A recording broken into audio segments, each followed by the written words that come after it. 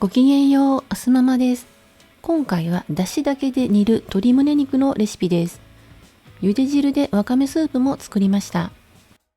チャンネル登録もお願いします。味の決め手は高橋商店の和風万能安丸だし。原材料の椎茸、昆布、イワシ、サバ、カツオは国産。愛媛県産のイワシ煮干し使用です。四国で一番売れてるだしパックです。材料は安丸だしパック2包みと鶏胸肉2枚とネギです。鍋に水と長ネギの青い部分と安丸だしと鶏胸肉を入れます。鶏胸肉は皮はつけたままですが、余分な油や羽毛などの汚れ、ドリップは拭き取ってから入れます。フォークでプスプスはした方がいいと思います。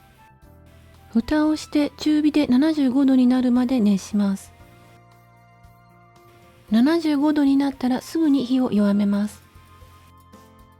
アクを取ります。弱火で5分煮たらだしパックを取り出します。さらに30分超弱火で煮込みます。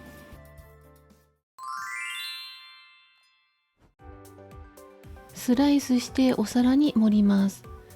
作り置き分は清潔な容器に入れます。青ネギの小口切りをトッピングします。タレをかけます。しっとり柔らかく、だしが染み込んでいるので美味しいです。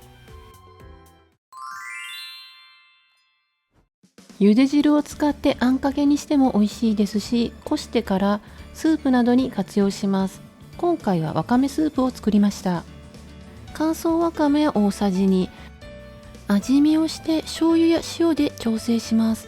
今回は醤油を大さじ1/2入れました。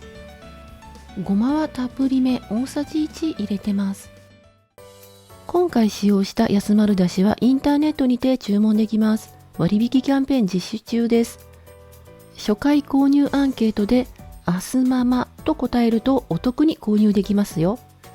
安丸だしを使ったレシピ動画は再生リストにまとめてあります。概要欄のリンクからご覧ください。今後も安丸だしとコストコ購入品を使ったレシピを投稿していきますので、チャンネル登録もお願いします。今回も最後まで見てくださりありがとうございました。